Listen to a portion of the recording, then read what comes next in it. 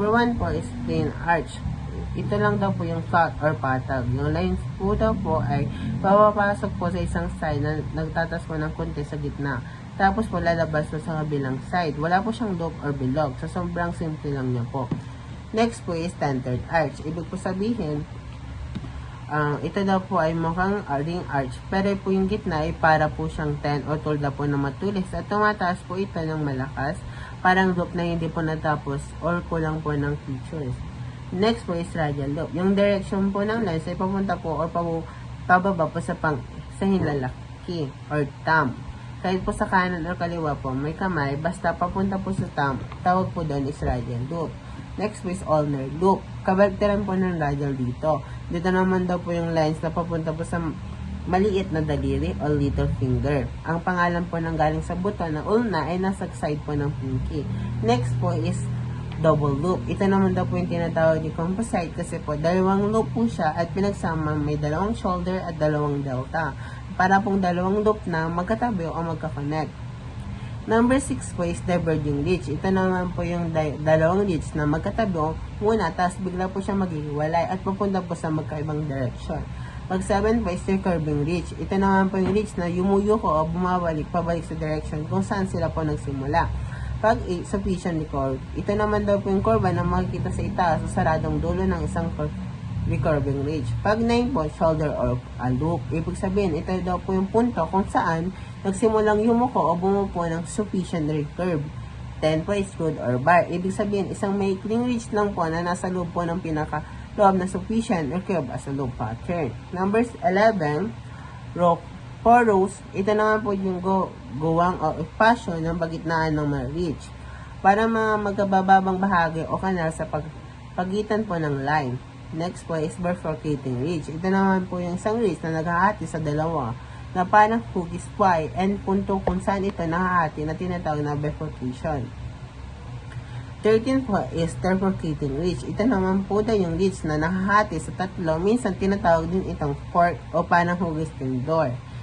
Next po is 14, spur of hook ridge. Ito naman daw po ay parang bifurcation pero may isang maikling ridge na lumalabas mula sa mahabang ridge.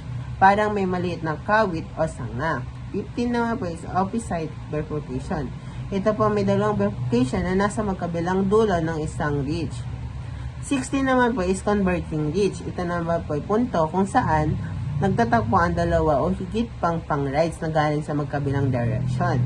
Ang dulo po nito ay matulis na parang nagtatagpo ng mga line. Next 17 na advantage or abutment. Ibig sabihin, isang maikling ridge na makadikit o nasa itaas ng isang recurving ridge. Karaniwang nasa tamang anggulo at nakaka-apekto po nito sa angubis nito. 18 is spike. Ito daw po ay tulad ng rod or bar. Isang ridge po na nakikita sa loob ng pinakaloob ng sufficient curve. Pag 19, fragmented. Ibig sabihin, isang ridge na sobrang ikli lang, hindi higit sa 3 mm ang haba. Numbers 20, short ridge. Ito naman po yung isang ridge na maikli na din ang haba, pero mas mahaba pa kaysa sa fragmented ridge.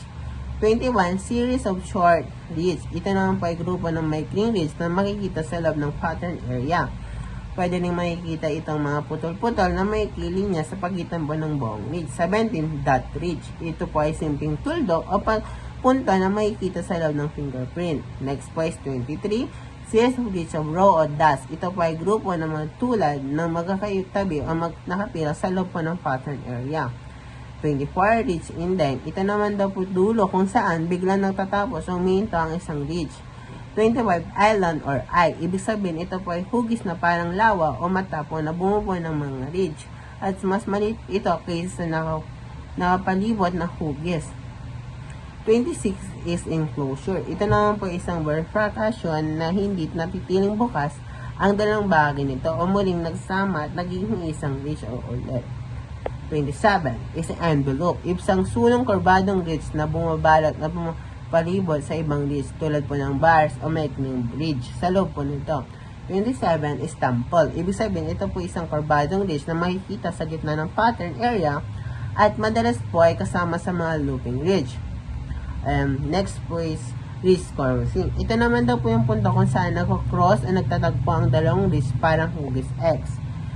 30 is crossover ridge. Ito naman daw po yung isang ridge na nagsisabing tulay o nag-uugnay sa dalawang magkaiwalay na ridge. 31, spackling ridge. Ito po yung ridge na pulot o hindi pantay ang hugis.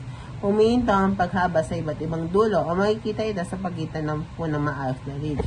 32, Infusion Recent Ridge. Ito na daw po yung ridge na hindi binibilang dahil galing lang ito sa dumi o malabong marka o hindi maayos na pagkakabuo ng maliit at hindi malinaw itsura nito. 33 is Discreted Ridge. May ridge na sobrang ikli at walang malinaw na pattern. Para mga hiwa-hiwa lang siya o piraso lang dahil sa aberya po ng haba o nabubuo ng fingerprint. 34, ito na yung creases. May mga manipis sa tuwid na puting linya na tumatawid po sa fingerprint. Parang kulubot na nangyari ito dahil sa sira o gamit ang pagtanda.